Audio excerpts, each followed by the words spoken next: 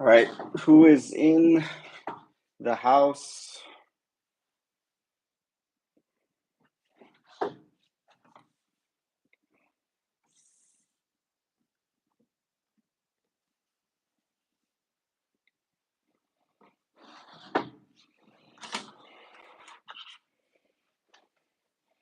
Because this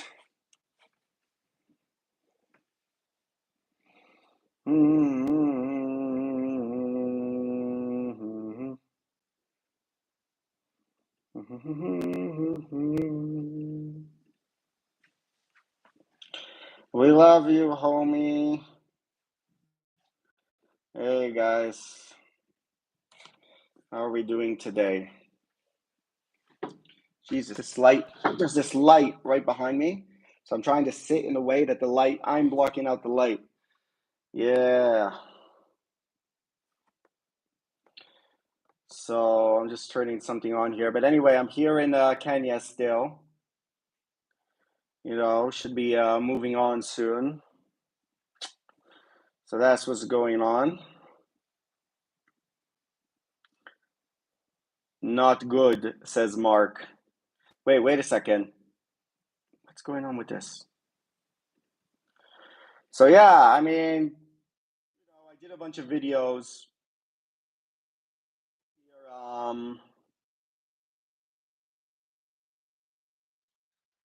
did a bunch of videos here in Africa. Did reasonably well in Ethiopia, but Kenya's been very poor as far as performance is concerned. Love your hair. Guys, I need a haircut. What are you talking about? Look at this hair. It's out of control. Completely out of control. But wait, where is the oh, okay.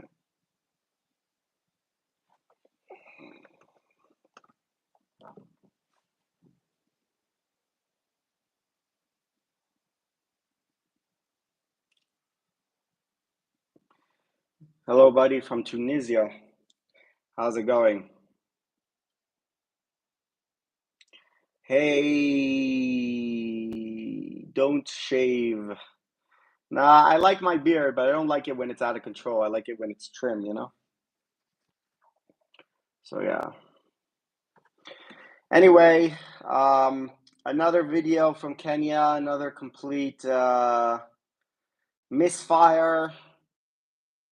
Very few views, ranking 10 out of 10 as usual. So yeah, this has been what I've been dealing with recently, just a complete drop off of the channel. And yeah, what can I say? I mean, I had high hopes when I set out. I had high hopes when I set out in November, especially from Saudi Arabia. Hello, Macy and Omar. Yeah, so when I set out to Saudi Arabia, which was exactly sort of what my YouTube subject matter was, right? I had high hopes that was really gonna be a turning point in the channel, but it actually was the beginning of a downward trend that started in November when all my old videos just stopped getting views, which for a long time that was really sustaining me. And November I had a bunch of really good videos from earlier on that I had that I was holding on to that I uploaded, and yeah, at that point I just noticed that all my old videos, except for the Egypt one, that's the only one that continues to get, were just stopped getting views. So basically I was living video to video, day by day, which was a situation I hadn't been in before. I mean, I always had a healthy channel. I always had a channel that past videos would, you know, get exposure and get the views and help my channel grow and help fund the process. So yeah, back in November, I started to see a real drop off, which was frustrating because I was actually working harder than ever, putting out more videos than ever, and yet, the old stuff just wasn't working. So I was relying completely on the new videos. I got to Saudi Arabia, Um, and this was supposed to be exactly what would suit my channel, and really see some growth and a massive amount of views, and it didn't happen. I mean, we had some views in Saudi.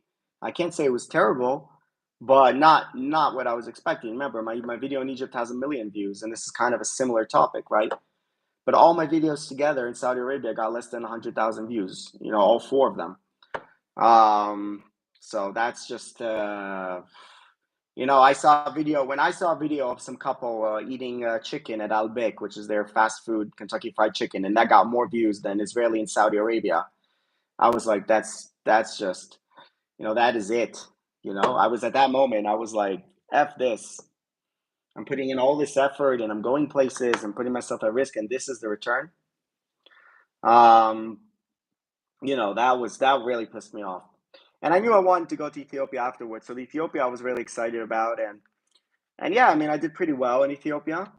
Um, but yeah, I did. I mean, I got some not bad return in Ethiopia, but again, another problem my channel has is because the videos are not that long, and one of the reasons my videos are not that long, I think, is because they're good. Like because I'm interacting with people, I'm going places, like things are happening. Like if you go back all my videos I've made in the last year, you'll see there's very little of me just walking around talking. Like there's a limit to that. You're not going to see a video, a 1 hour video with 25 minutes of me walking around doing nothing, talking, whatever, doing bullshit stuff, and then a little bit of this and that. Like my videos, I feel like they're very packed. There's a lot going on in the video. I pack a lot into the video, and I did, to keep them high quality and engaging and interesting. I don't know how people who make 45-minute videos every 2 days, how they make them, how people are interested enough to see that shit. Like, I don't know. Um, but yeah, I mean, so that's the thing. The thing is that my videos are not that long because I try to keep them tighter so people will actually watch through them and they won't be boring. But the result has been that the monetization has been so low on the videos. So you think I did well in Ethiopia. Oh wow, you got 35,000 views on a video. What is 35,000 views? What is that worth? I mean,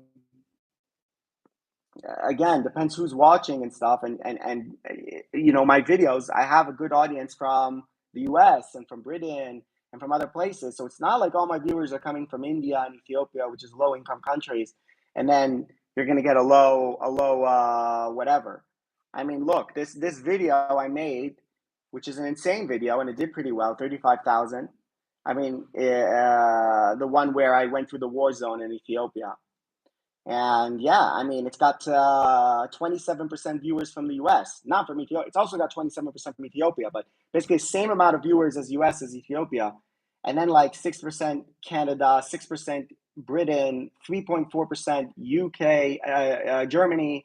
So, that's like this is a 42-minute video from a war zone in Africa, where I went to multiple locations and stuff. Like there's a whole, this isn't walking around a market for 40 minutes, a video that takes 1 day to make. Like this was a good video. Effing, like, I don't know what. The audience is coming from the right place. But it's like, okay, so we look at the, 42 minutes. How much patience do people have these days to watch? 21%. 21% percentage viewed, which is not very high. So I'm like thinking these people who make these 40-minute videos, what, like eating chicken, like what percentage are people watching that shit? I don't get it. So, I made this video. I got, like as good a adventurous a travel vlog as you can make. Got, it's 42 minutes long. Got 35,000 views, most of them from Western developed countries. And I made $112. So I made around $3 per thousand views, barely, barely. So like, what the effort? What effort are you gonna do in that situation? What are you gonna do when you're making damn like high quality adventurous travel vlogs, and your good ones that are taking you several days to make and which exhausts you mentally and physically, right? You get 35,000 views, which is decent, and it barely makes you $100. Like, what's the future in this? Like, what are you gonna do? And I know people say, well, it's about what you love and it's not about the money and all that. Well, say that after you've been doing this for, I don't know, almost 2 years. Year, 8 months, 10 months. Like go fund your travel. Thanks, Anna, is giving some support. Go fund, go pay for your visa, which costs $100. Go pay. I just paid it for some visas now. It cost me $100. So that video covers that barely. Go pay for your hotels and your drives and your insurance and your flights, you know? So at least before I was breaking even. Now I'm not breaking even. I'm in the red. I'm back in the red, you know? And I was banking on that with time, that the time passing would see a certain like consistent growth in the channel, even though you move around places and genres a little bit as a traveler. And that's why this travel vlog genre is so hard to crack, right? It's just so hard to crack. But it's like, I mean, this has just become absurd. Like the views, they just tanked completely. And in Kenya, I guess was not the right destination for me, just because not there's anything wrong with Kenya and the people in Kenya, but it's just not kind of like um, on the subject matter of my channel enough. But that was the thing, right? And I said that. I said, look, it's not sustainable to continue going to Saudi Arabia and whatever Indonesia. Like I just can't keep going to these places. Like I'm running out of such places I can go to. And I'm tired of it. Like I'm not going to go now to Pakistan. Like I had an idea of going to Pakistan. I'm not going to go to Pakistan and hide and pretend to be American so that I don't get lynched. Like I'm not going to start going to we have someone here from Tunisia, and I was invited to Tunisia, and like it's just not realistic to walk around the streets of Tunisia saying you're from Israel to everyone. Maybe to some people, but this is like a stressful thing to do. So I was thinking, okay, like I was feeling I had it built up enough of a sustainable, following that it would translate to other places, and it did to a certain extent. Armenia a little bit, and here in Ethiopia a little bit. But I mean, this crash, this view crash that's been happening, it started steadily in November already, but now also like it's just getting worse and worse, and there's no I don't see the turnaround coming. Look at Bald and Bankrupt, Kirkcast, Christmas List. All their videos are 45 minutes long. No, I agree. They're I mean, again, depends who. Bald and Bankrupt, he makes 45-minute videos, but it's not a one-day video. He's going on a certain journey, so he can fill up those 45 minutes with interesting stuff.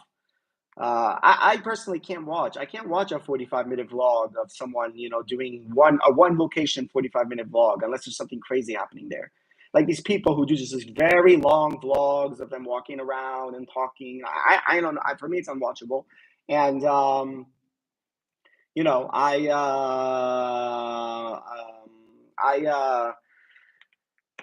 have a certain standard for my videos. I want there to be a subject matter. I want there to be a movement between places and a journey and things like that. And I think that's what people loved about the videos.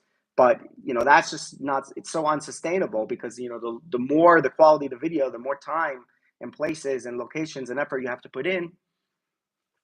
But on the other hand, when you try to kind of short circuit that, I feel like it's not enough. It's not enough. It's not interesting enough.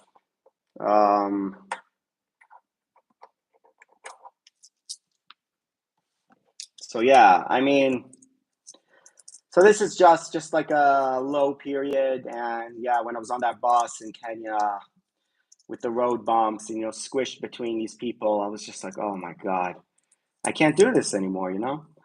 That's what was going through my head. But yeah. We love you. We hear someone say. I mean, look, I have some stuff lined up for Africa that I'm still gonna do. I'm gonna be back in Israel, not that soon, but soonish. That Yeah, I mean, I know I'm gonna get back some of my viewers who used to watch me when I was in Israel, so that will help. But obviously, I'm gonna have to find some other income streams. Something I failed at as a YouTuber in the last year and a half. I wasn't really able to create any other income streams. I mean, I did Patreon, but I just don't have enough members there. I mean, I could publish more, but whenever I push the Patreon, I never got, you guys who love the channel, obviously, but, I understand, paying is different than watching. So I wasn't able really to get enough members there. Yeah, I mean, I guess I didn't work hard enough on my website that I had back in the day. I mean, I still have my website to really like make it SEO and everything. And I mean, that's a whole job in itself. That's why usually couples, they have a website and a YouTube, because one does the website and one does the YouTube, So yeah.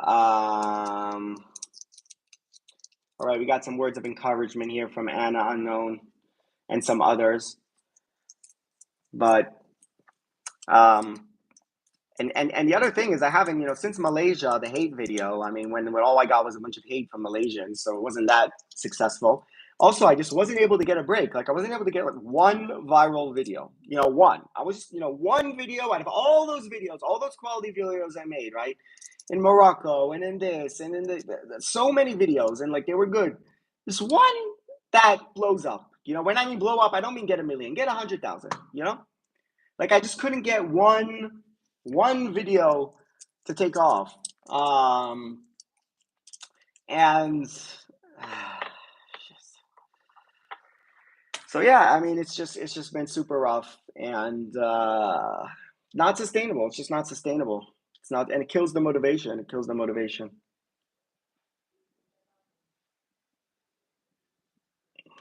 All right, we have here Gake, who hosted me in Yabahanse. So good to see you, my brother. But yeah, I mean, definitely my Kenya videos have really, I was wondering if maybe I got a shadow ban somehow you know, from that video in Kibera, because that's when the downward trend really started, when I was in Kibera, in the slum of Kenya, because since then, everything has been terrible. And yeah, I mean, my guy there, he talked a little bit about sex workers and things like that. Maybe that harmed, that gave me like a mini ban or something. I don't know. But because before that, I had a video that was actually doing okay. Got 10,000 views, and I was like, all right, here we've shifted, the viewership to Africa, maybe to Kenya, and then just like crash. Uh, so what can I say? I mean, and I thought I put out enough videos to shift, because what happens if you have a certain viewership of people who are, you have a certain viewership of people who are watching stuff that have to do with Israel and Middle East and Islam and Judaism, and then you go to Africa, you're changing topics, so you're going to see a bit of a dip. But I thought my channel was substantiated enough that we could recover from that dip and go back up. In Ethiopia, it happened. In Ethiopia, it happened quickly, but not in Kenya. In Kenya, there was a complete crash happened in Kenya, and that's I don't know. I don't know what to say about that. And then, people say like, yeah, go to Aceh in Indonesia and stuff. But that's the thing. Like, this is like, you can't chase the world to this extreme extent unless you're a very, very established YouTuber. Like, I'm not, you're saying like, what it takes to get to Aceh in Indonesia from where I am? You know how much money and time it takes? Like, you want me to go all the way to you want me to fly, it's $300 at least to Indonesia, and then another flight to Aceh. All that, what, to get how many videos out of Aceh? 1, 2 videos?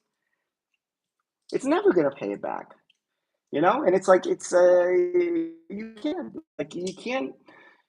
So maybe, at the beginning, maybe you can do it because you got your savings and you got your motivation, but you can't, after 2 years of vlogging, start chasing the edges of the world to maybe get some views. Like that's what you do on the big projects. But you should be able to go to other locations and still get something. And DC says don't give up. Who did the Kenya video with me? Even that one, effing like nightlife in Kenya, got a bunch of girls in the thumbnail, which usually performs well, and I got 5K, which is okay. But I was getting so much more in the past, so it's just like, yeah.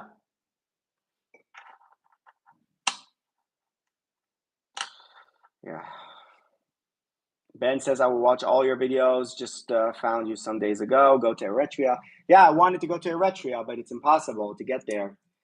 It's just too hard to get to Eritrea.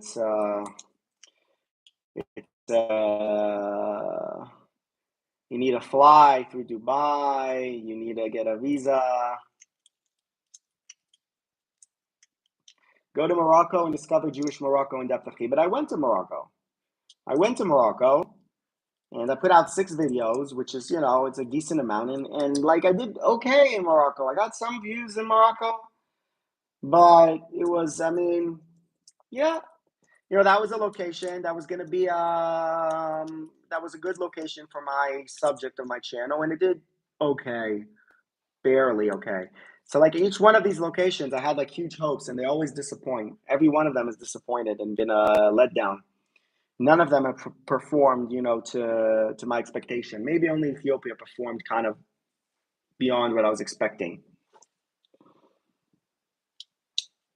Yo, dude, I like the videos of yours I've seen. Same struggle for me as a similar size channel. The YouTube algorithm is real. Yeah, and the thing that's so annoying about the YouTube algorithm is that it rewards cheap content. It rewards copycat content. Like I've seen people do copycat stuff where they just go to where other places went, do the same things other people did, and then it's like the algorithm somehow like creates a link, and it's like I want to be my own man. Like I want to be original. I want to do like stuff I love to do, and it's like YouTube is keep telling you, no, don't do that, do shit, and then we'll reward you. That's kind of like what I'm feeling I'm getting. There was, I've seen guys like who just copy what Bald and Bankrupt does, just go to wherever. There was a while, you guys know Black Man the Traveler, probably some of you. I was like, I was doing all this research on all these YouTube channels. He was just literally wherever Bald and Bankrupt went, he would just follow him and do the exact same thing. And it worked well for him. It worked well. Bald went to Afghanistan, went to the weapons market. He went to Afghanistan, went to the weapons market. Bald went to Bangladesh, went on the server train. He went to Bangladesh, went on the server train. And it's like a lot of people do this. They just follow what everyone else does. Like my content was unique. Nobody had done on YouTube had done what I did. And I love that. But it just seems like YouTube doesn't want me to do that. It wants me to do shit. It wants me to do crap.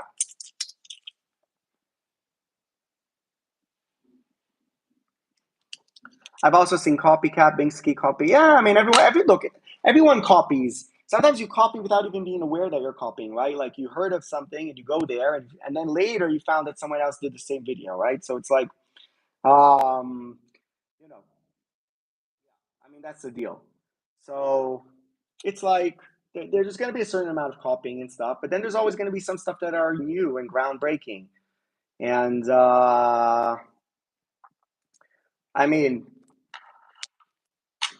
I don't know what to say.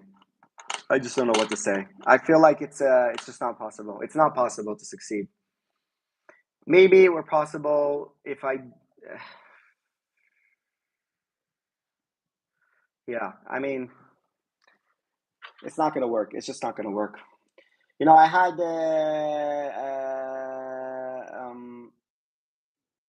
I knew always there was a chance that the channel was going to kind of go through. It wasn't going to be quite enough, and also I would get burnout, and then I would go back to Israel, and then I could just transition my channel into another Israel Palestine channel, but actually I just don't want to do that, because that's the only way this is going to succeed long term, with my life and my finances, is to sit in my room and do all the like what I do with the live streams, which is to talk about Israel Palestine. That's what people want to hear. But it's, I just feel like the world needs more creators. Like we need more people actually go out in the world and do stuff than people who just sit and talk. And I'm a good sit and talker. I'm good at sitting and talking. You guys know that. I can talk very well. I can explain things very well. I can talk about politics very well. But there's too many people sitting and talking about politics. There's not enough people going out and showing like actual stuff. And that's what that's why I was like, I had a passion for that, to change, to be different and to do something differently. and to do something more productive, more that contributes something, actually something to this whole thing.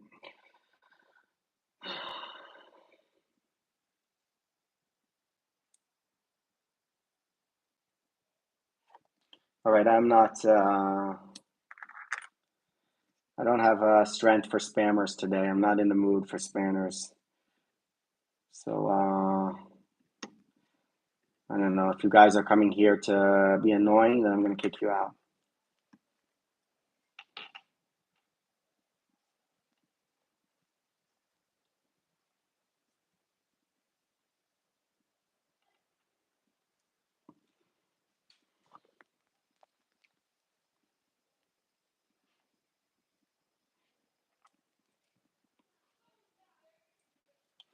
Yeah, show us Israel vlogs, please. That's probably what's going to happen. I mean, that's just what's going to happen is because I'm going to have to go back to Israel.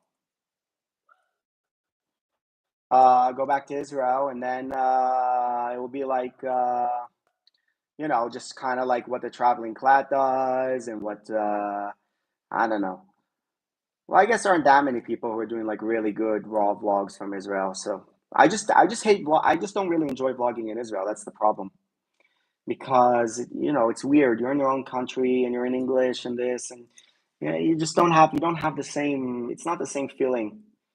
Um, it's just not that fun like to vlog in Israel. That's why like I'm not, and it's not possible to make a career from vlogging in Israel because it's too expensive to live in Israel. So like if I vlog in Israel, it just means that I'll have to get a job and then just keep vlogging once in a while from Israel. That just doesn't excite me that much. I mean, that's probably what's going to happen. That's probably what's going to happen. It's where it's going.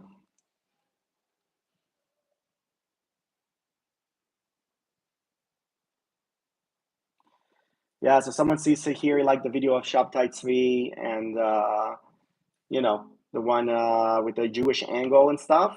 And yeah, I did a bunch of stuff with Jewish angle.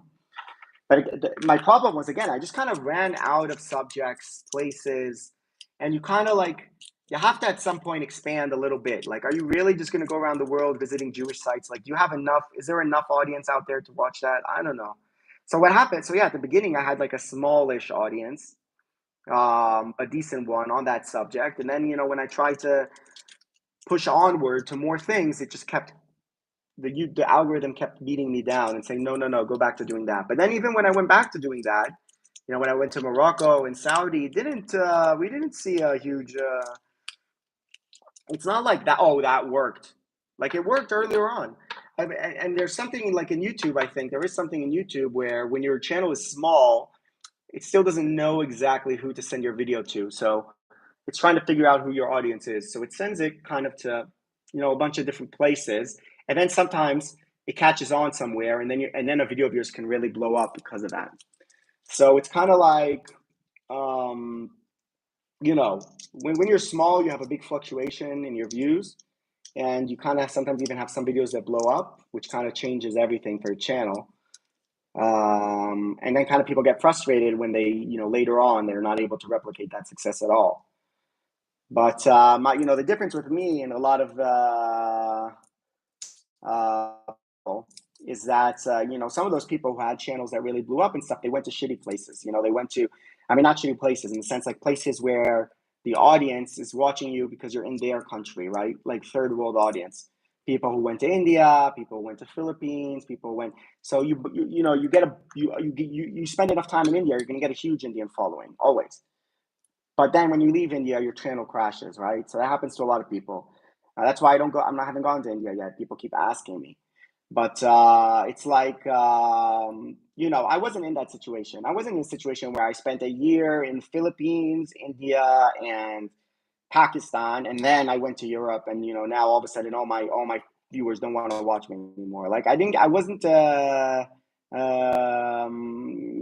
wasn't in that situation. I always had pretty established audience, a lot of viewers from US and places like that. Been to a bunch of countries, like a bunch of different countries. So the viewership was sustaining itself across a bunch of different countries. So I felt like I'd done everything right. I'd avoided that trap of an audience from just one place and then breaking out from that. I thought, but it's like you know Yeah, just feel like you're trying to row a raft against the stream endlessly, and there's no hope.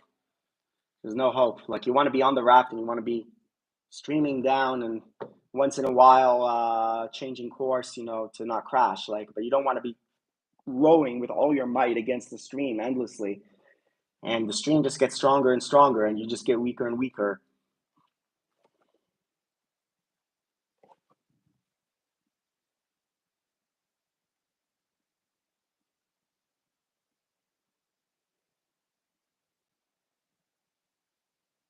Bradley Cooper, yeah. Some people used to say that.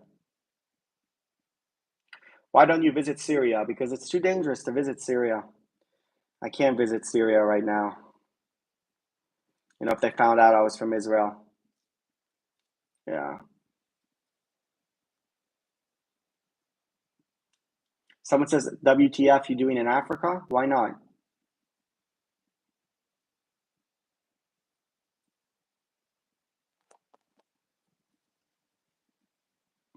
If you go to India, you might get 1 million views more easily. There's almost 2 billion people there. Yeah, but the danger with India is to get a huge audience from India, and then your channel gets stuck. You have too many people from India, and then when you leave India, then it creates a crash in your channel. So, yeah. Idan, don't you have Western audience? I do. That's exactly the point. That's exactly the point. My audience is Western. You know, my audience is American and Israeli and Australian and British. So, I did. I built a look at the people here.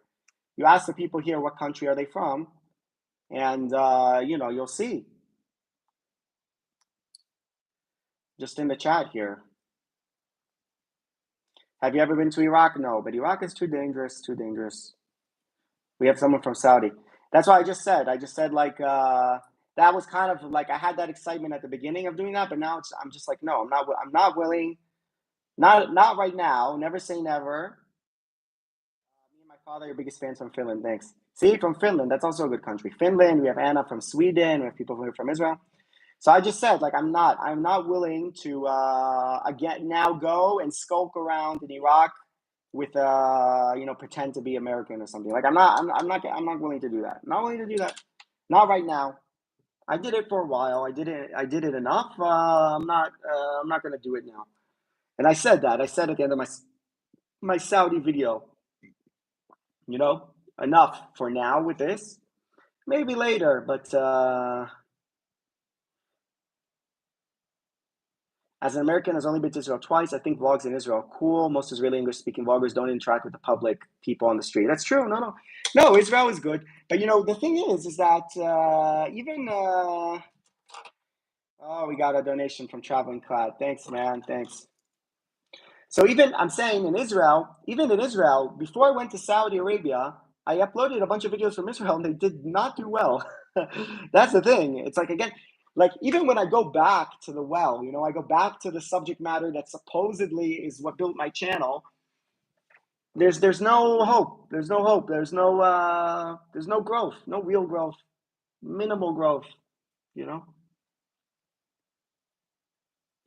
Idan says, I don't think Africa interests Westerners enough to watch many videos about it. I disagree. I've seen viewers get insane amount of views in Africa. Africa is a viral destination. And there's lots of Africans who live in Western countries. There's lots of Nigerians in Britain. There's lots of Africans in Europe and in the US, expats who are watching. There's views to be had in Africa, but it's just not, maybe not for my channel for whatever reason.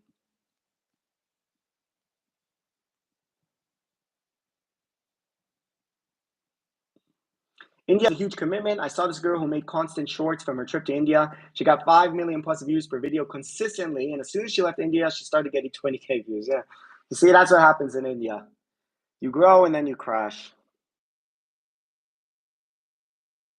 Nigeria is a great destination. It's super dangerous, bro, especially for you in the north. Yeah, my Coco girl's there now, and she was there and she did well. She got up some views. But yeah, it's like $300 for a visa and then another $800 to fly there and back. So it's a huge investment.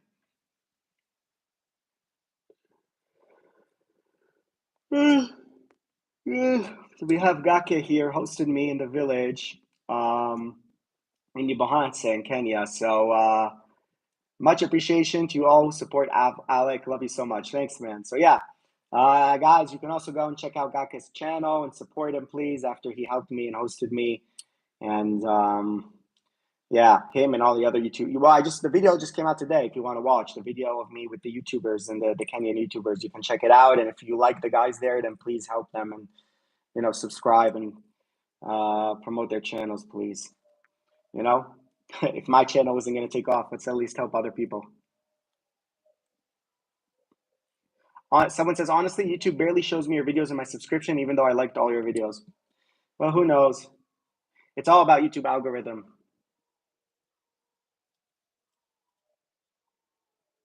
So yeah, I mean, that's again, but like I kind of feel like as a travel vlogger, if you're not hitting the algorithm, it's also partly your fault. You're not doing something correctly. You're doing something incorrectly. Like, I don't know. There are things you need to do.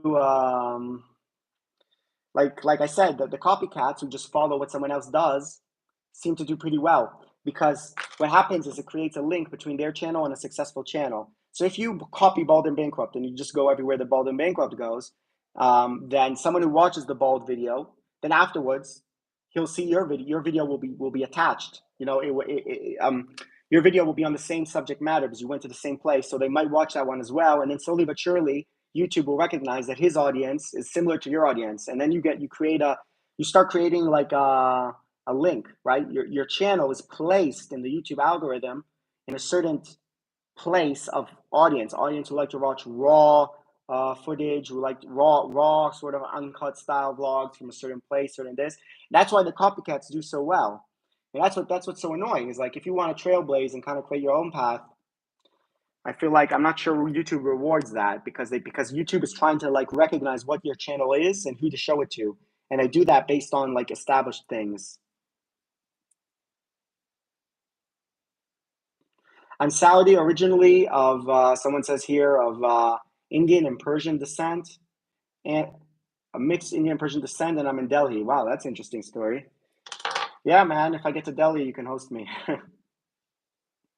Do they really treat Christians bad in Israel? I don't think so. I mean, if you went on Twitter, you would think that Christians are being executed in the town square in Israel every Monday and Tuesday, But it's there's Christians, and they live and they do fine. And unlike a lot of other countries in the region, where Christians are dwindling and emigrating and disappearing, in Israel they're staying and they're succeeding. So, I don't buy that BS. I mean, yeah, you can find a TikTok video of some Jews spitting on a Christian, right? The same video circulates Twitter again and again and again. And then people keep telling me, oh, well, they spit on Christians in Israel, which is just nonsense. That's, by the way, that's a video I'm going to do. When I get back to Israel, I'm going to put on a huge fucking cross on my neck, and I'm going to walk around all Israel and show you that there's no problem being Christian in Israel.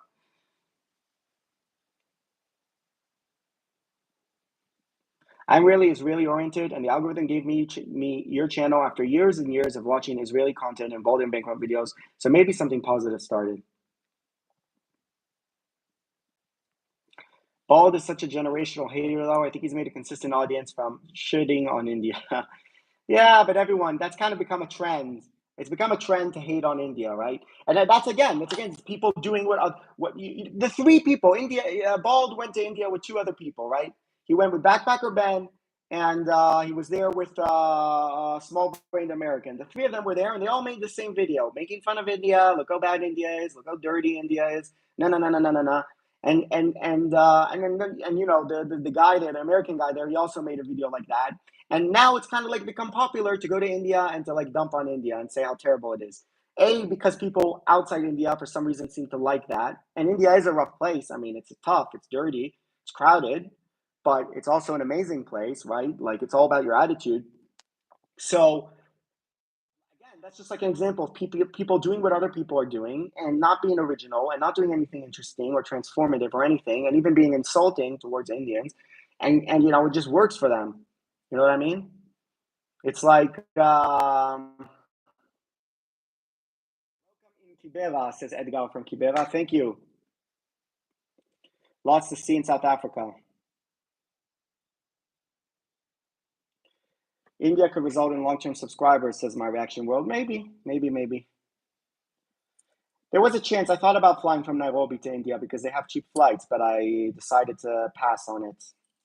So yeah, it's not on the cards right now. I mean, it's gonna happen at some point in India for sure. It's just like too big a destination to avoid forever, but I don't know when exactly.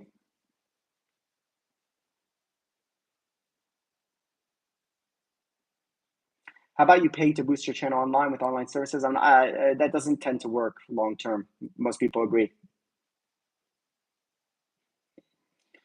Marker Mummified says, "Heck yeah, I'd love to. Delhi is a horrendous city, but it makes for some sick adventures." Yeah, yeah. I mean, that's the thing about India. India is rough. Like, let's just be honest. It's a rough place. It's crowded. It's dirty. It's noisy. But it's also like fascinating. You know, it's a great vlogging destination. There's so many stories you can tell from India. Amazing stories you can tell from India. So many amazing subjects you could tell only from India. You know, like so again, I think to go all the way to India and to just go there just to insult and be like, "Oh, this place is terrible," is like not. It's not the way I would do things ever, and it's a shame. I'm from Afghanistan. We have to evacuate. Damn, Edgar, which country are you exploring currently? I'm still in Kenya, man.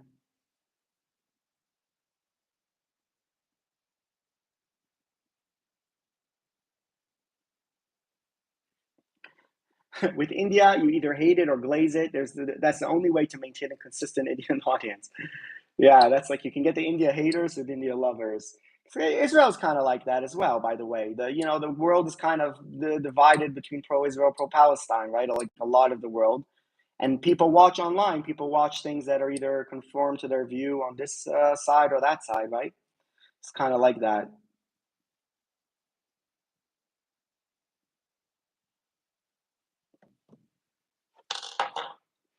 And I said he said he won't go to India because it's bad for his channel. Again, depends how long I went to. Like if I went to India for 3 months, that would be terrible to my channel. If I went to India for 1 month, that could be okay for my channel. Right now, I'm just not going to India just because, like I said, I'm probably going to go back to Israel soonish, like not right now. So there's just it's just this trip is coming to an end soon, right? So that's it. So like I can't extend this trip anymore. I already have like my plans. So, it's not that's the only thing.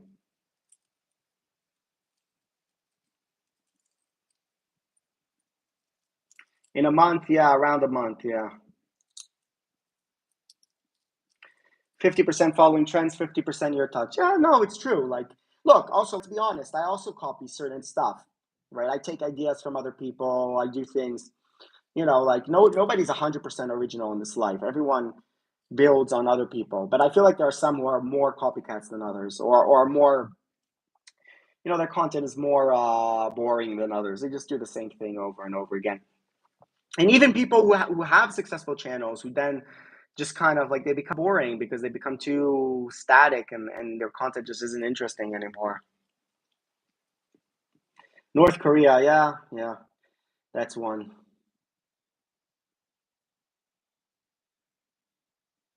Yeah, North Korea, you have to get the visa and all that. That's a problem here in Africa as well, visas. But yeah, so look at like my latest video is like really performing poorly, really poorly. This is like the poorest performing video I've had in a long time.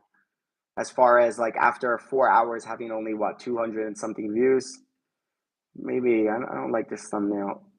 Yeah, this thumbnail is a lot better. I knew this. I like this thumbnail a lot better. So we're gonna change thumbnails here on this video. I did a thumbnail test.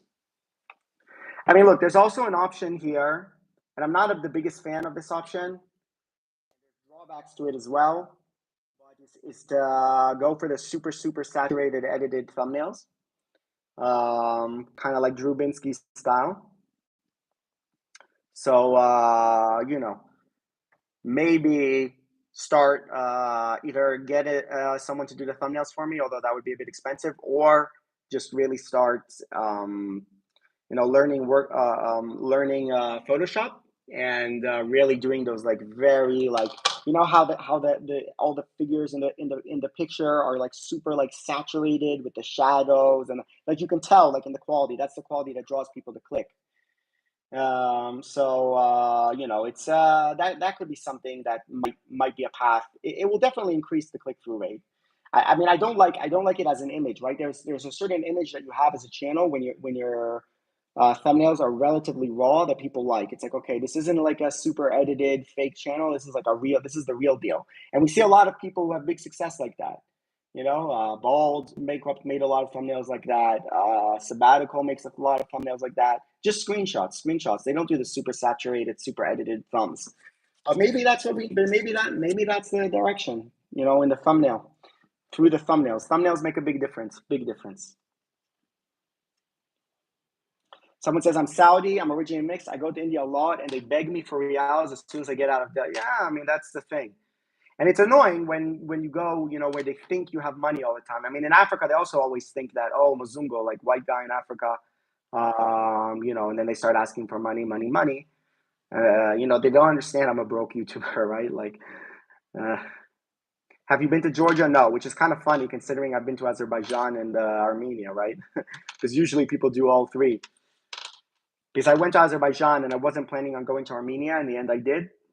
So kind of like I flew in from UAE and stuff. Yeah. So if I were to fly to, if I would go to Georgia, there's cheap flights to Georgia. So Georgia is like one of those easy locations that I know I'll make it to at some point because I can always just catch a cheap flight from Israel and go for a couple of days. So even if I'm working a job, I can always go there. So I'm not worried about that. Like those locations, those are all locations that I actually prefer to keep in the bag for the short term trips when I need to make them.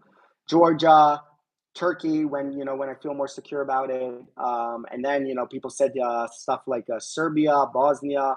Those are all locations that are for sure going to happen at some point. Cyprus, I have a couple ideas because they're close and they're cheap. Now with the war and stuff, flights become more expensive. But like those are places that should be simple to visit in the future, as opposed to a place like Indonesia, which is very hard to get to, or these places in Africa, they're difficult to get to. They're expensive. They require visas. They require this. You know. Did you search about the Egyptian club Al Ahly playing against Jewish teams in 1943? You told me about that. I mean, I didn't do the research on it. I don't know. I don't think you can make a video on it, but it's a great story. It's a great story. But I don't know what else I can add on that. Thank you for sharing that though. Thanks.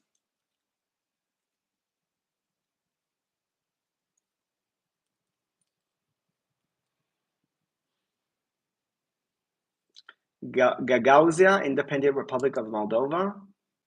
All right, interesting. Interesting. Interesting.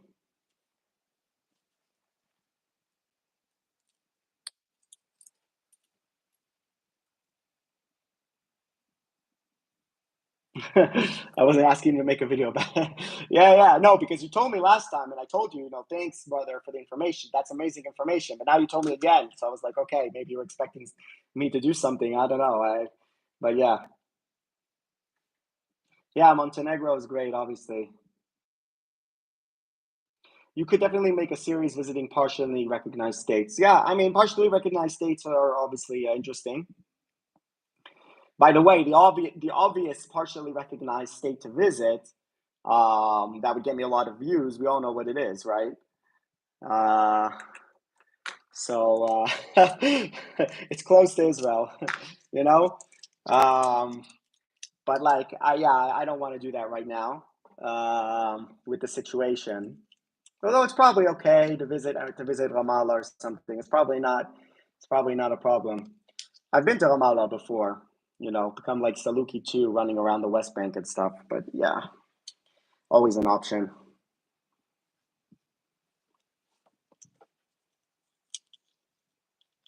What about the Darien Gap? No, no. I can't believe they did the Darien Gap. Those guys. When I was in Colombia, I was looking into the Darien Gap, and I was like, no, this is crazy. There's no way I'm going to do Darien. I'm going to do this. Too dangerous. But yeah, some people did it.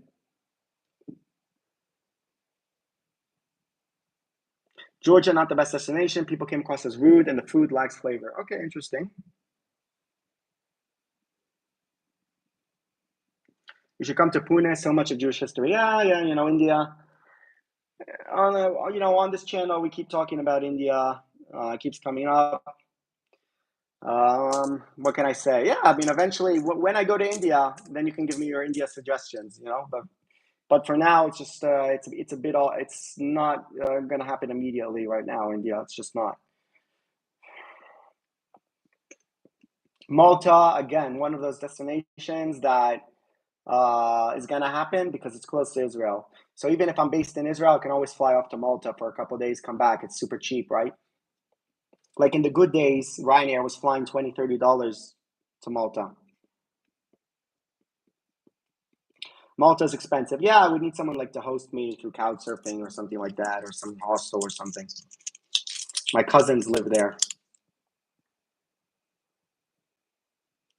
Did you know that modern Egyptians mainly are not Arabs, but descendants of Copts who converted to Islam?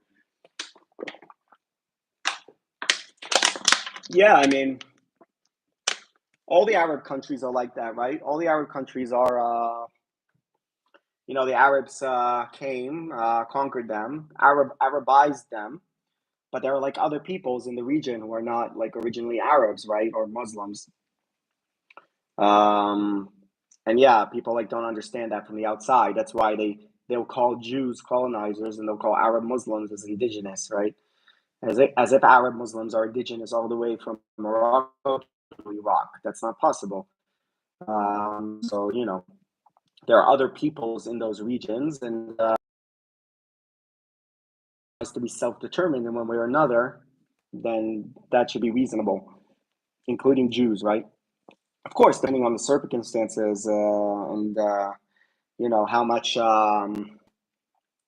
how many people there are and the region and so forth. But yeah, talk about racism. Geez, no, it's not racism. It's just a fact. You have Arab Muslims all the way from Morocco to Iraq. That doesn't come about just by chance. It comes about through a massive conquest that happened. And in those regions, there are other peoples, who are of a different heritage, and we forget about them when we look from the outside. You know, that's just the deal. So we had someone here who told me about the Copts who were in Egypt, who were there, and then converted to Islam. Many of them. We have Jews, of course, in a lot of these places. Used to have. Now we don't have so many. We have a lot of different peoples in Iraq, for example. We have Yazidis. We have some Christians who aren't left much. Yes, different denominations of Muslims, Sunni, Shia, Zoroastrians, even. You know.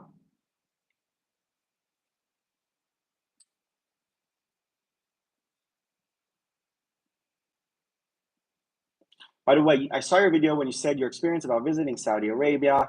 We are not to blame, and we have no blame, no issue with the Jewish people. But the main problem is what Israel did to our people. That's why. Well, first of all, Israel didn't do anything to your people. Saudi. I don't know if you're Saudi or not. We didn't do anything to the Saudis, right? But you know, that's what people always say. We have nothing against Jews. We only have a problem with Israel. But the thing is the problem with Israel leads to all these countries and all these groups attacking Israel constantly, and then we have wars, and then people get killed, and then it's like we killed them, right?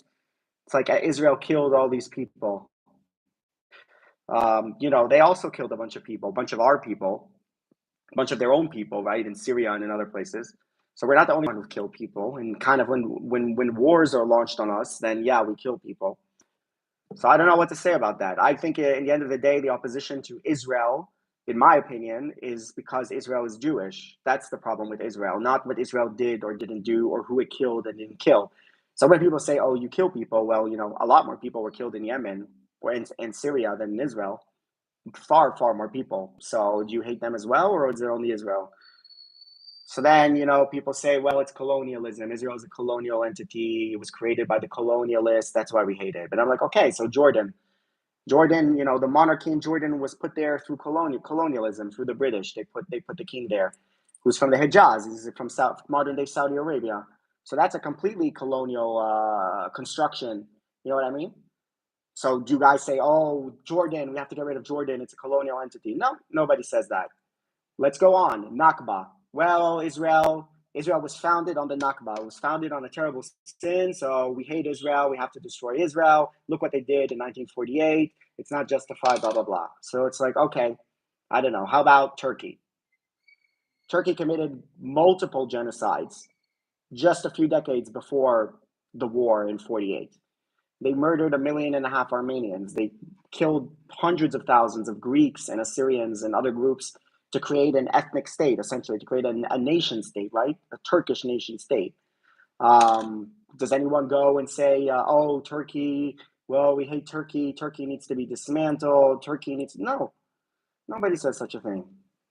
It's like, so, I don't buy, oh, Israel's apartheid. It's apartheid. Yeah, Israel's more democratic than all the surrounding countries. The minorities in Israel are better off than all the surrounding countries. So I don't buy all these arguments. All these arguments of, well, we don't hate Jews. We just hate Israel because Israel does A, B, C. No, you hate Israel because Israel is Jewish, right? You don't like the idea, I'm talking about generally. The people don't like the idea of the Jews as a nation, their own nation onto their own, with a state, as opposed to Jews living as a minority in the Muslim Arab states, which is what they were used to. So then people, yeah, they always come on my channel. Well, if you wouldn't kill so many Palestinians, well, if you wouldn't do this, if you wouldn't do that, then we'd be okay. So we just hate Israel because Israel behaves badly. Okay, that's what they say. I don't buy it personally, but each person will believe what they believe.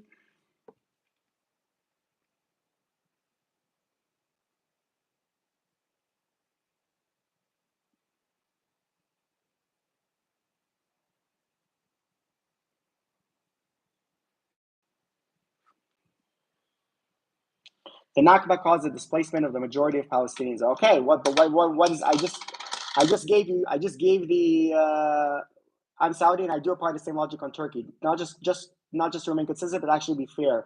The modern Turkish Republic was founded on genocide, displacement, definitely. Okay, fine. Well, that's exactly my point. I mean, you said about the Nakba. I'm like, I disagree on the Nakba. I always say I disagree on the Nakba narrative. Like, there was a partition plan by the UN. The Arabs rejected it. The Jews accepted it. The Arabs launched a war against Israel. A bunch of people were killed and massacred. Jews, not just Muslims.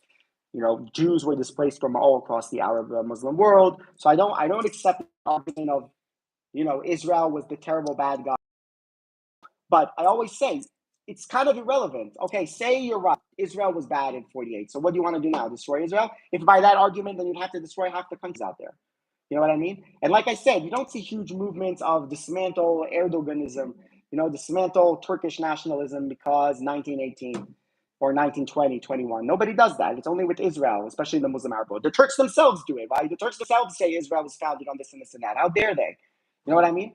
So it's like, you know, how much battery I have here? Okay, so I'm saying I don't accept the argument, but but even if your position is more correct, right? Israel were more bad than good back then. They did the bad things. What do you want to do about it now? The only option you have is you can either live next to Israel or you can destroy Israel. Those are two options. And most people are saying we want to destroy Israel in one variation or iteration or another. You know, and like even Saudi was also founded on war. It was founded on Ibn Saud came. He conquered all the surrounding tribes, right? He married, he created an alliance of marriages, and he created the Saudi state. And that's also a state that's founded on war. You know what I mean? So what are you going to do about that? Like, you can apply this logic almost anywhere. Turks came all the way from Central Asia. Uh, so I'm saying you can apply this logic anywhere. That's why whenever people keep bringing these things up, I'm like, and I don't like to get into these aggressive arguments because for me it's ludicrous, right? It would be ludicrous to go to Turkish people today and say, look, 100 years ago this and this happened, so now you're void. Like it would be ludicrous to go to whatever. So like I don't apply that. I don't apply that, but I don't want it to be applied to me. So if people come and they attack us and they say you Israel or no, then they get aggressive. And that's always been my motto. Anyone who's watched my live streams when I argue with people, they know exactly how I am. If you're respectful and I see that you're in goodwill and you want to learn and you want to talk and disagree even, then I'm very polite and I don't get aggressive. But if someone comes with the usual, Israel is no, apartheid, genocide, colonialism, Then I get very aggressive. Then I say, okay, what are you then? Like, what did you do? What is your motivation, really, sincerely? And when you do that, they don't have much of an answer to it, usually. So like I said, there's a bunch of other countries that did a bunch of shitty things and do a bunch of shitty things, and there is no like grand movement to dismantle them and destroy them and remove them. But with Israel, there is. And one wonders why. One wonders. I mean, I know why, but one wonders.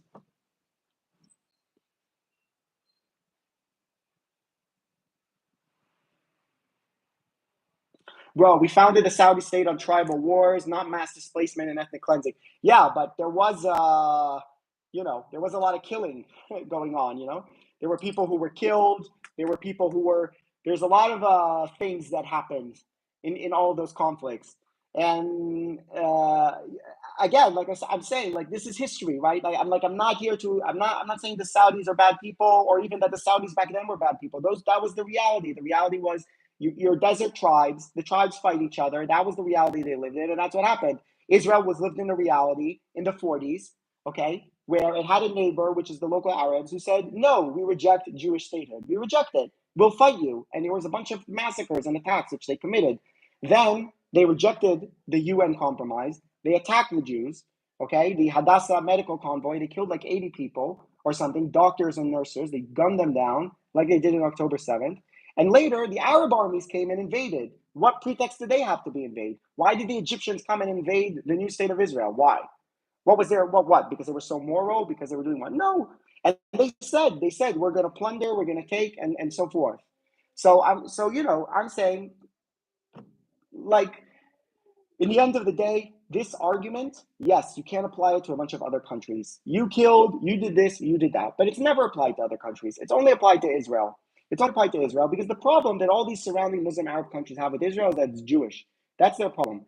Jews, they don't have a problem with Jews, as they say. Right? They don't have a problem with Jews as long as Jews are dispersed around the globe as a minority. They don't have any statehood. Then it's fine. But when they have their own state, it's not fine. And we disagree, and we can't accept that. So I don't know. I don't know what to say. And yeah, someone here is telling me don't be political. But what can you do? Whenever I do a live stream, everyone asks me political questions, so I answer political answers. Bro, I began watching your videos because you aren't political and because you're fair. No, I mean, look, I'm not that. I am a little bit political, because I talk about sensitive subjects. And I'm also, I do live streams about the Israeli-Palestinian conflict. But I think people respect me because they feel like I'm fair to a certain extent. I'm not motivated by hatred. I'm not uninformed. I don't sit in my room and tweet.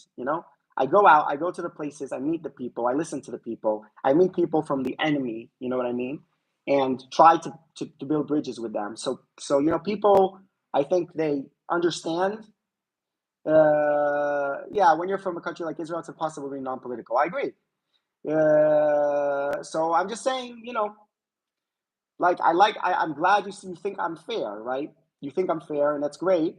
I try to, and I would say that my travel videos are not that political, right? And I try to show the best of the places that I go to, even if their politics are, etc., etc. So that's, I mean, yeah. I don't expect you to understand, but as Saudi, I can never love Israel, but I can love Jews for sure. Okay, fine. Look, I don't need everyone to love Israel. What I need is for the country. What I need is for the forces that be not to attack Israel. That's what I need. They don't need to love us. I had this discussion. I saw someone having a discussion on Twitter about Lebanon, where someone said it's time for Lebanon to make a peace agreement with Israel. And they're like, no, we don't want to make a peace agreement with Israel. We don't like Israel. And the guy said, this isn't about you liking Israel or not. It's about ending the wars between Israel and Lebanon. And the way you do that is you remove Hezbollah and you sign a peace agreement with Israel. Or do you want to keep having these cycles with Israel? You know? Uh, so that's what I'm saying. So for me, it's like, okay, also with Saudi, like I know if there's a normalization agreement with Saudi, a lot of Saudis won't like Israel. Fine. Maybe in the longer term, they will more. But it's not about liking. I don't need people to like me. I don't need people to like my country. What I need, first and foremost, is to have a system in place in the region, in the Middle East, that stops fighting, stops the wars, so that people can start to build, and then you can build trust and love people. It's not possible to love people who you've been at war with now. You know, you go in Israel, everyone says we hate the Gazans, we hate them. Like, not everyone, but a lot of people say, F them after what happened, after October 7th and all that. And after they showed zero remorse, and they said now in the ceasefire, they're going to do it again and again. Because that's what happens when you have war. When you have war, right after the war, it's impossible for people to love each other. It doesn't work like that. So and the same with them to us, of course, right? So I'm saying we're not perfect either. We also have our animosities. So I'm saying, first of all, I need a system in place where we can start to end the wars. That's the thing. So again, same thing with Saudi Arabia. Like, if Saudi normalized with Israel, then that will be the beginning of a process to make a more stable region. It doesn't mean that Saudis are going to love Israel immediately or ever, maybe. I don't know. But it's still a positive development. So that's all I can say. So when people say, look, we're never going to love Israel, we don't like Israel, I'm like, all right, that's our lot, I guess. It's fine. But it's for me, it's not about being loved. It's about being left alone, like not being attacked, having a position where we're not being attacked. That's what I really want in the end of the day. And I'm sure once we reach that, after a period of time, then love and trust can develop. Timo, maybe you could do more videos from Israel. Enjoy your videos showing religious secular areas in Israel. Iranian Jews and their life in Iran would be interesting, but probably too dangerous to travel there. Yeah, Iran is not going to happen right now. I love Iran. I would really love to visit Iran, but I can't. It's too dangerous, even with a foreign passport. So unfortunately, I can't go to Iran. I really would love to go to Iran. And it's actually something that could happen within my lifetime, because, there is a chance maybe that the Iranian regime is gonna fall. And then I think Iran would have relations with Israel. So when that happens, I'll go. But, that could take years and years. I think it will happen eventually. I don't think this regime can survive forever, but could happen.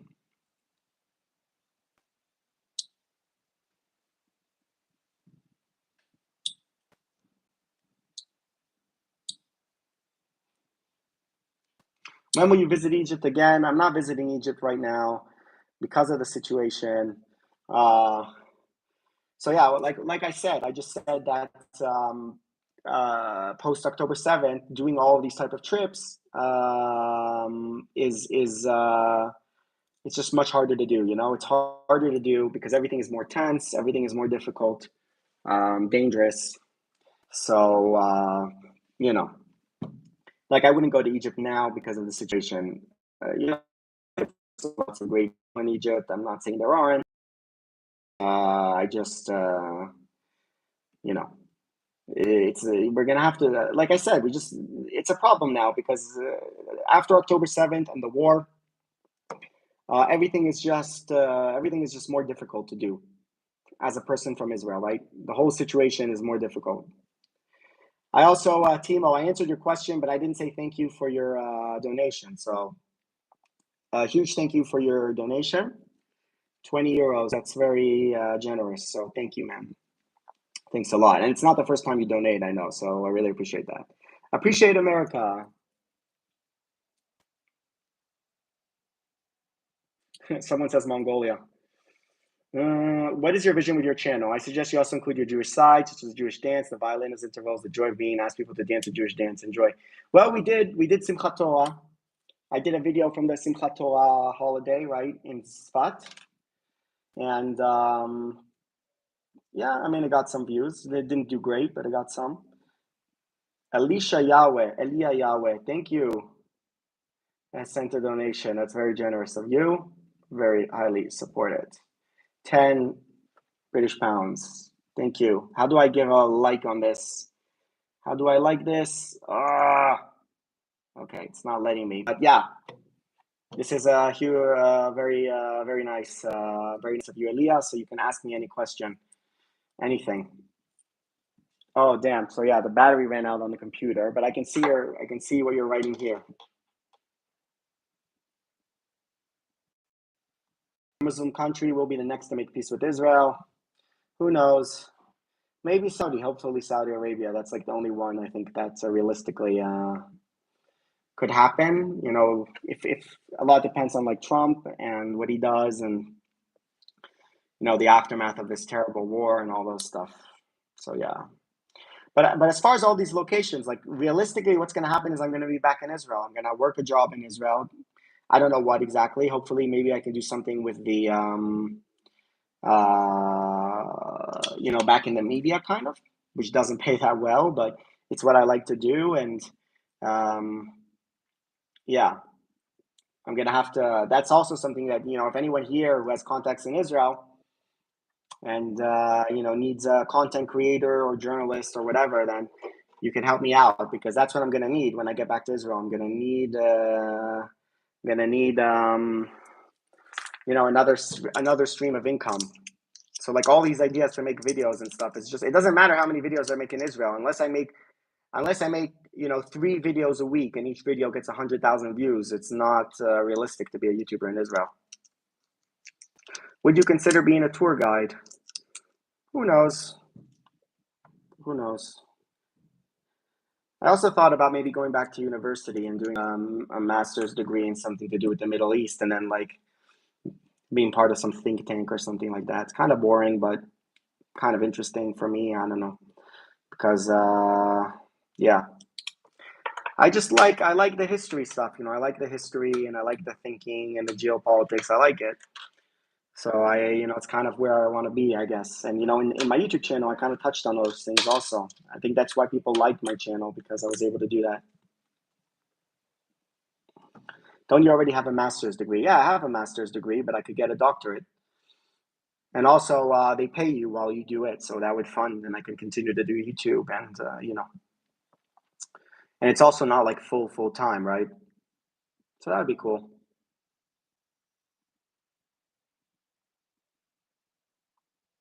Would you consider writing for an American newspaper? It's possible. The problem with media is that media is on the downward trend, because they're competing now with Instagram and Twitter and things like that. That's why there's just not that much money in media outlets. Not that much money.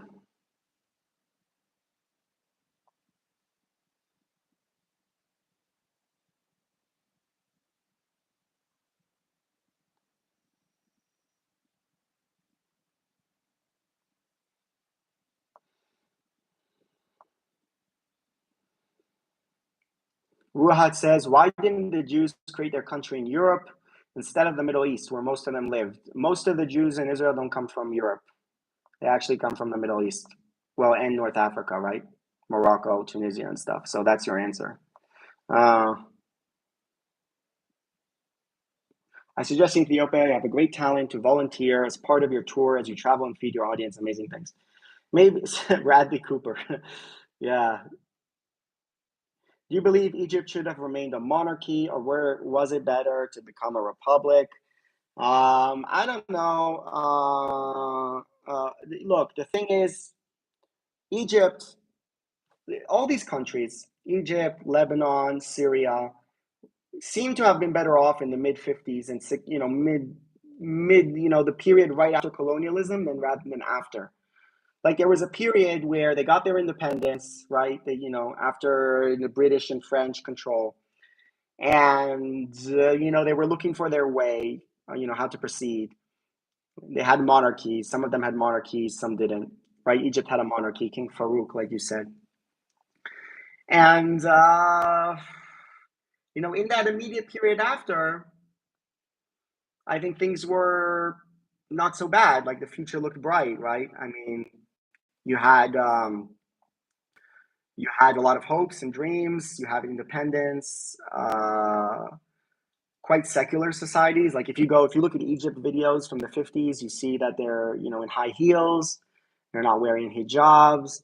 There's a famous video of Gamal Abdel Nasser, right, where a journalist asks him if women should be forced to wear hijab, and he laughs in his face of the journalist, and tells him how stupid that is. Now, of course, that's the case in much of Egypt, right? So it's like, you know, it was different times. So I don't know. So some people, they look back at the monarchy and they think, oh, it was better then. But so much has happened since then that, you know, to say it was better, or whether it was just the circumstance of having not, I don't know, tried everything. Like Egypt, I feel like is a country that's tried everything. They tried monarchy, they tried pan-Arab socialism, they tried kind of Muslim Brotherhood, they tried military dictatorship, like now with Sisi. I don't know. Like I don't know what to do. I mean, obviously democracy is great, but it's not easy to do. I mean, they had democracy. They voted Morsi. Then Morsi was deposed through a general, Sisi. I don't know. What's the hope? I don't know. You tell me. I mean, to say what's better or not, I can't say. I don't know enough. I just feel like though nothing's worked.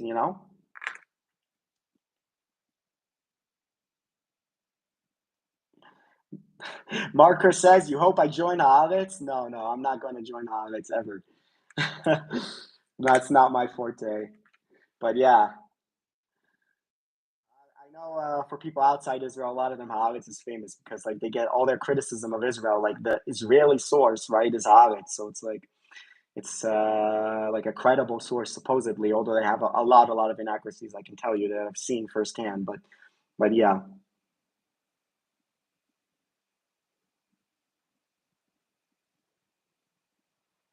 or democracy now. No,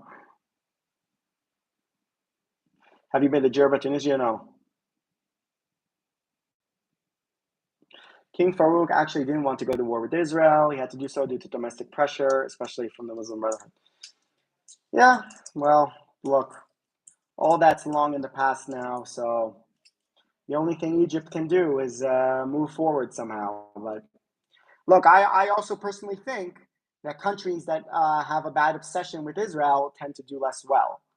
You know, like if you look at the countries in the region that um, are not focused around their anti-Zionism as like a pillar of their life, are actually in a better position. UAE, um, Bahrain, Morocco as well, even though Morocco isn't perfect, right? And even Saudi. I mean, they haven't normalized, but like they're talking about it. Is in a better situation because I just think that like Egypt also their obsession with Israel is very unhealthy for their national project. Like now also there's like a very negative obsession with Israel in Egypt, and I talked about this in some of my previous videos. And same in Syria and Lebanon, they have it as well. In Jordan, it doesn't make for a healthy grounds for you know creating a successful functioning nation when you have a neighbor that you're gonna like have this obsession with destroying. Even if you yourself are not in it, actually doing it, but because, for example, Egypt, if they didn't have that obsession, they could do a lot of collaborations with Israel. There's a lot of things we could do business together, trade, innovation stuff. There's a lot we could do, but they don't do it because they don't like Israel, so they hold Israel at arm's length. That's to their detriment. Yeah, I mean that's not the only problem, but I think it's one of the issues.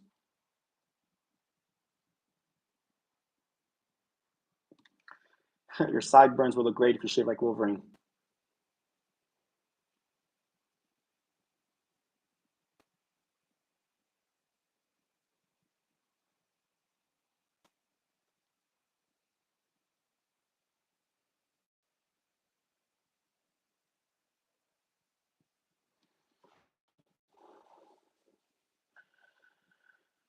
What makes no sense?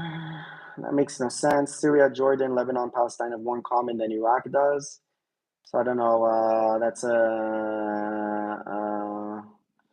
response to whom?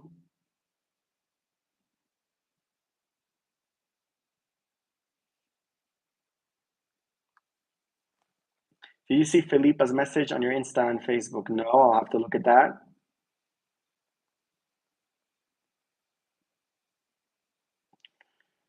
Uh,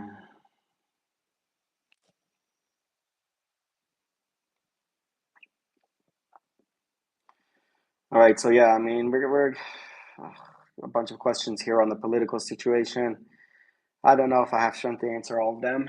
Oh God, let's just lean here.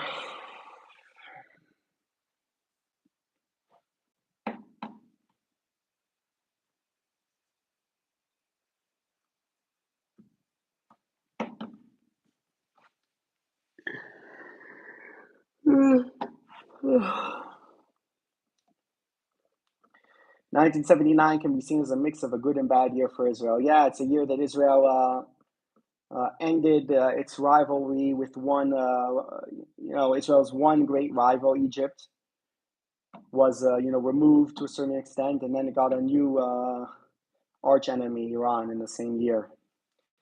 What a year! A year where a lot happened. Someone here asks, what do you think about Trump's plan to migrate Gaza people to Egypt and Jordan? I don't think that's going to happen. Someone says, what was the immigration process like in Kenya at the airport for you? So Kenya, they used to have a visa. Now they have something called ETA, which is something travel authorization, it's called. So it's kind of like a visa, but a bit more simple. So you do the same thing you do with a visa, right? You fill out a bunch of things online and forms online, and you show where you're going to stay, you show your flight and everything, and then they approve your stay. So I mean, it was pretty simple. I got it approved within less than 24 hours. Unlike this other visa that I did now, which took 4 days or something like that. Yeah, so the Kenya thing is pretty easy to visit right now if you want to visit. After having traveled all over, where do you think you want to settle down if not Israel? I don't think I would settle down anywhere but Israel, to be honest.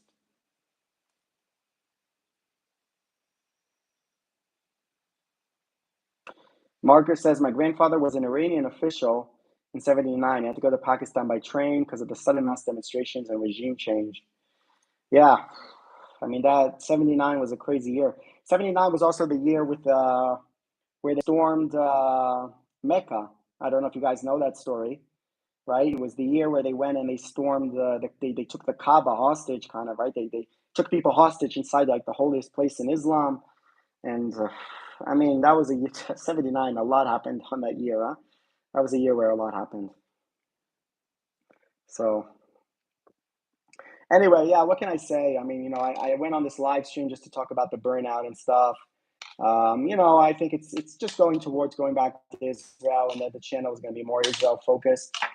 That's because traveling, like if you're going to be traveling almost full time, you better be at least breaking even, if not making money, because it's an exhausting way to live. So I just think, yeah, you're gonna have to regroup back in Israel and see ads in Alive. Yeah, you can get ads in Alive. It's strange because sometimes I get live streams with thousands of views. You would think, and people are watching quite a long time. Some people are tuning in for an hour plus. You'd think that would be worth money, you know, like a video, right? If you do a hour-long video that gets 5,000 views, that can be worth, money, 20, 25, $30. I don't know. You would think that a live stream could make that as well, but for some reason it doesn't. So the money in the live stream is nothing. It's like a handful of bucks, maybe.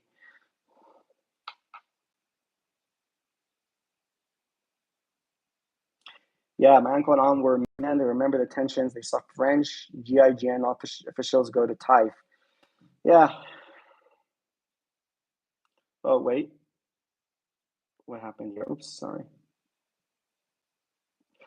Gary host, I feel your pain. I hope your monetization gets better soon. Yeah. You need that in order to have the motivation.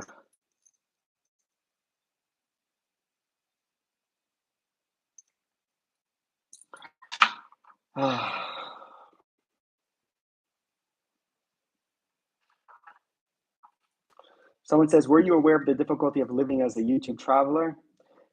Um, yeah, look, I wasn't sure I was going to be a YouTuber only because I thought I was going to have a website also and build a website and then do other stuff. And then I kind of got sucked into the YouTube. It has that way of like sucking you in completely. So like I said, I think it would have been smart if I had, maybe some other type of project related to my travel vlogging that I could have worked on to build, but I guess I just didn't have the guidance on what and how to do. And there's really only so much you can do when your audience is small, right? When you have a big audience, you can monetize, you can sell things and stuff. But I think when you have a small audience, yeah, I just don't think there was that much. Maybe if I had the right guidance on how and what to do, but yeah, I mean, it is what it is. Look, it's been I've put in most of the energy into the YouTube, and the returns have just not been sufficient. Yeah. But it's, yeah, it's very hard as a YouTuber. And the thing is about a YouTuber, I wasn't aware how low the monetization is sometimes. You can get 80,000 views on a video, and it's not worth that much money. You know, it's not worth that much money. Like I have that video from Azerbaijan with 80 something thousand views, and it's it's very little money. It's less than $200. It's nothing. So yeah. Someone see it says here, take a break. I mean, look, I think we're gonna end this live stream. I mean, you get the idea. Yeah, I'm again going through some burnout here. I'm also going to be making a cool video tomorrow here from Kenya. So hopefully that video will do okay, although I have very low expectations right now, because I haven't seen any video take off really. But maybe it will do okay. We'll see. So just got to keep making videos for now while I have the opportunity in these places that who knows when I'll be back to them.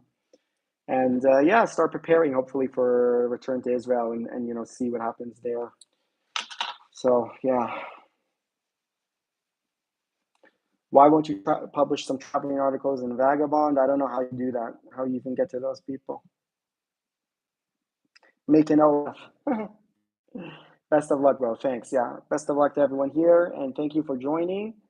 Yeah. If you guys have any ideas, if you have any ideas of what I should, how to get more monetization besides YouTube, because we talked a lot about YouTube, then you can send them. You can also reach out to me on Instagram, collabs, anything, to make this work. Then let me know.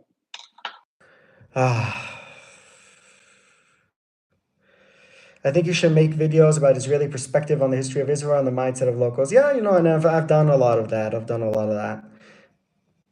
I like you. Thank you, Sandal.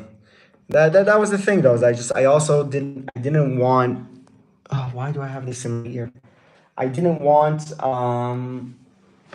the channel to just be like another Israel Palestine political channel. Like I wanted it to be a bit more than that, and give something else back to the people. But now I understand why people don't do what I do, because it's difficult. It's much easier to just be a political talking head. Yeah, that's why people do it. All right, okay, guys. I think I'm gonna head out. You can see my eyes are drooping. Got to get ready for tomorrow. I got a long day ahead. And thank you everyone for your support. Those who sent donations, I really appreciate it. And Timo, there were some other people who sent, I think, right? Oh, Elia Yahweh sent as well. So thank you. Thank you everyone for that and for engaging. And yeah, see you around. Hopefully things will pick up. Go to the bottom here. Thank you. Good night. Thanks. Bye-bye.